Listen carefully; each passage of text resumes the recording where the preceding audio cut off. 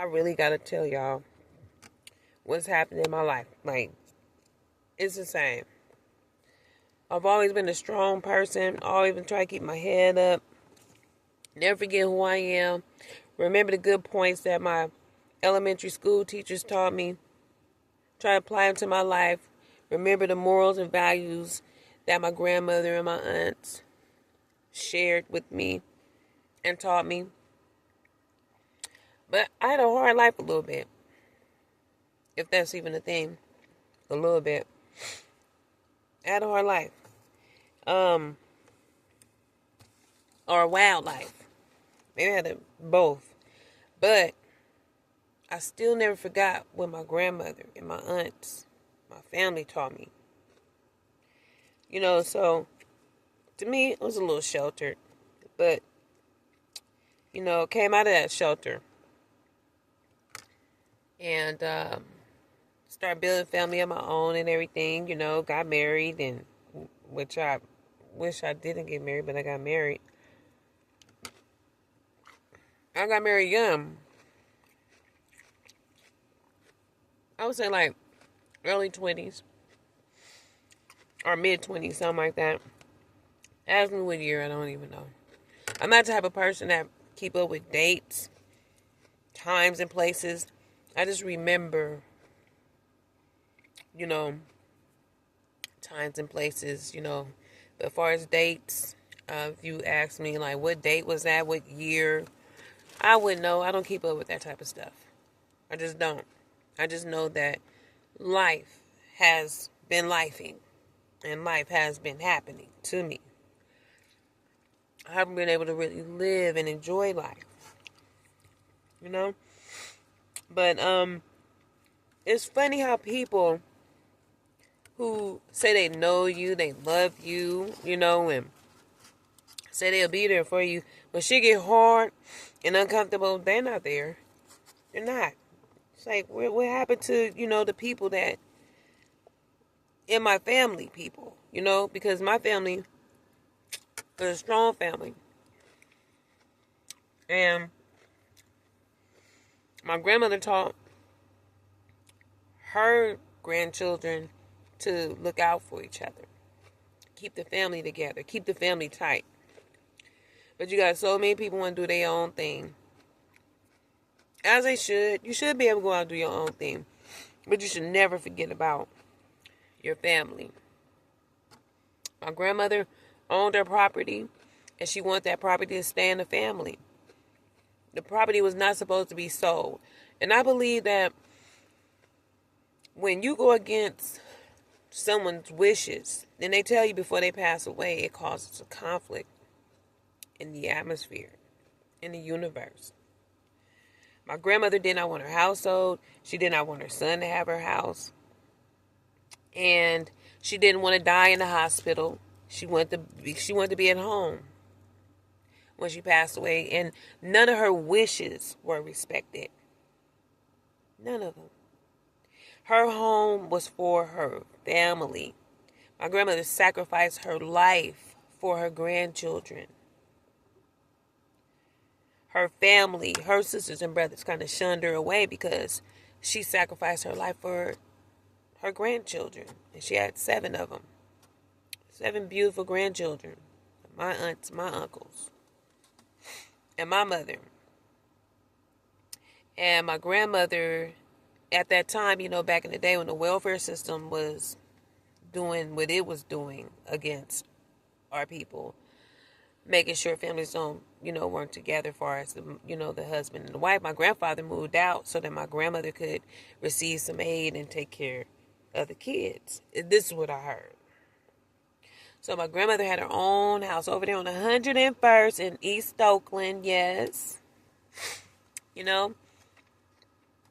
And my grandmother was a beautiful person. Beautiful. Excuse me, y'all. And she grew her own vegetables. Everything was made from scratch. She had her own plum trees. And she just was an amazing person. She knitted. She made all kind of little this and that. And then she tried to instill those things in me to, Be respectful. Put family first. And I just love to be around her. She was just an amazing person. She didn't smile a lot, but she had a great heart. She was a beautiful person. Loving. And when my last aunt moved out, my grandmother laid down and she didn't want to get up anymore. It was, I don't know what word to say for that. It was almost as if the universe was calling her and said, your job is done. Now you can rest. Because as soon as my auntie moved out, my last auntie, my grandmother stopped getting up. Like she usually get up, she's doing things, but she was tired. She was older. She was tired. Well, one of my aunties was there, but, she didn't count because she was already independent. All the ones that were moving into their independence, my grandmother was looking out for them more so. And when the last one moved out, that's when my grandmother was like, okay, I'm tired. And I was kind of like, I was a soul food kid. So I was getting prepared for it. And when my grandmother didn't get up, I went in the kitchen and I told, because they, all the sisters came to help. Because they kind of must have got an inkling of, hey, grandmother's not getting up. She's not doing so well. So I got up. I was watching like cartoons or something. And I got up. And I just was looking around, looking around the house. I looked back. I knew my grandmother wasn't up. And this is a time when she would have been up in the day. But she wasn't up. And all the sisters were in the kitchen. And I walked over to the kitchen where they were. And I said, Grandma's going to die. And it was like they looked. And my mother was like, oh, no, the old lady going to be around for many more years. But I knew my grandmother was about to pass. So when my grandmother got sicker and she went to the hospital, and they had her on the, the respirator, but she could talk. She had on like the breathing, not the respirator machine, but I guess the breathing machine. Same thing, but where she could still talk. Not the oxygen. Well, that is oxygen. But she was asking and pleading to go home. She knew it was her time, but she wanted to pass it home. And she wasn't allowed. It was taken from her. She told my granddaddy and the crowd, that the whole family, like, hey, you don't get nothing before she got sick. Because he wasn't really there taking care of the kids. My grandmother had to do everything on her own. And my granddaddy would come around and peek in and hi, but he wasn't taking care of the kids. So my grandmother was like, you don't get anything. You don't get the house. The house goes to my grandchildren. But as soon as she passed, it was on and cracking. You know how family do. It was just ridiculous. My granddaddy fought for the house. He even had his, I call her Evil Marie, Auntie Marie, because she came out and went to court just to say that my grandmother and grandfather weren't married, which she know they were. Because she really despised my grandmother, or didn't. I won't say despise, but I'll say she was against my grandmother taking care of all those kids, all 7 other children of her grandchildren. They wanted my grandmother to put her grandchildren in a foster care, knowing that they were going to get split up. My grandmother wasn't having that, so she sacrificed her life and her own happiness so that she could take care of her grandchildren.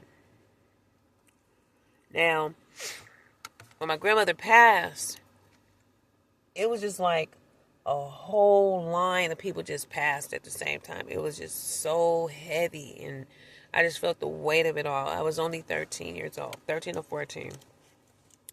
And I just felt like, oh, the world is coming to an end. My grandmother gone. Then, my Uncle Beverly passed. It was just too much. Just people I love, just too many of them at one time. So, And just hearing that somebody was family was a lot for me as a kid. Just to hear that some of my family passed away, because one of my cousins, I think it was like 7 members, could have been about 7, 8 members of her family passed away. So it wasn't my immediate family, but it still was my family because my mother's cousin's family. So, I was just picking up all the stress in life, picking up all the stress, not knowing what to do with the stress, just stressed. And I was in high school, and it was just a lot. No, first I was in my grandmother passed. I was in middle school, but everything started trickling in. By the time I got to high school, it was just like overwhelming. And then by this time, about 15, I was doing my own thing. I didn't want to be at home, because home is where I would get called out my name, and it was stressful. And I wanted to be around my auntie. My auntie never disrespected me, didn't call me out my name. And she loved me, and she looked out for me. So I gravitated towards being around my auntie, because it was always love. It was always peace. It was always inviting. It was never like, oh my God, like here she come. Maybe my cousin did that. I just get on her nerves. But my auntie, she never made me feel that way. I always felt invited. And we just got really close. But what I really want to talk about is how those days are the days of old now. Because now we have very, very young grandparents. I'm one. I'm not in my 70s, 80s. I'm considered a young grandparent. Not in my 60s and 70s, so. But I'm a grandmother. I have grandchildren that I love dearly. And just to not be able to be around them, or, because they're not here where I am in Sacramento. Thank God, because I can't stand Sacramento. And I believe they're living a way better life. As soon as they got out of here, it's horrible here. It's a horrible place in California. It's wicked. Evil. Wicked evil. The energy, the people that are in control of things are horrible. Everything that's supposed to be against the law for them to do, they're doing it. From the hospitals, the schools. It's insane. The evil is here in Sacramento, California. That's for sure what I know. The bullying, the gang stalking, they do it all here. You gotta have really thick skin to survive here. And you need to know what's going on around you, because you're dealing with a lot. Everybody's dealing with a lot. A lot of families are stressed out. People are stressed out. Resources are exhausted, not there no more. And then it seems as though we're being zoned. I see the yellow bridge going across the freeway, look like the yellow colors in jail. One of the apartment complexes they built has a cage on the outside. It's turquoise, that turquoise color that they use in jail. The stores are not tightly stocked. I'm seeing less and less product, and now I'm starting to see product that a lot of these places wouldn't ever carry. They're carrying it now. They're down to their last. They got to be grabbing at the back of what they had in reserve, and now they're starting to put it on the shelves. Things are changing rapidly, so we have to be paying attention. But to not have your family, what I'm noticing is that people who are family to you won't be there, but you'll have people that you don't even really know that would do more for you than what your family would even do. Ever. And that's going to become the norm. You will befriend people that you would never think would help you, or that you would help. Everything's changing, and it needs to change. People, you got to come off your high horse. You got to come out of your traditional, your norm. I want this and I want that, and it has to be this way. That's over. It's a new day. We're surviving here. It's none of what you thought it was. It's none of what you thought it was. The game has changed. It has changed. And things are going to get harder. After this election, you're really going to see. And I just want to say, wake up. Open your eyes. Pay attention. Everything happens for a reason. It happens for a reason. These things are happening for a reason. Things are about to get crazy around here, like you've never seen before. So if you're in a place where you can start networking with people, you need to start networking. You got to change your attitude, because it's going down. It's going to go down right here in the United States of America, the ununited States of America. It's happening right before our very eyes. The family you thought was the family is not going to be the family that you're going to be around. But you will be exactly where you are supposed to be. So I'm going to leave it on that note, because I'm going over. I got 16 minutes and I probably won't even upload this video, but I'm going to try. But I just wanted to let y'all know that. Keep your head up. Keep your ears to the hearing. Keep your eyes to the seeing. And watch what you say. Talk to you soon.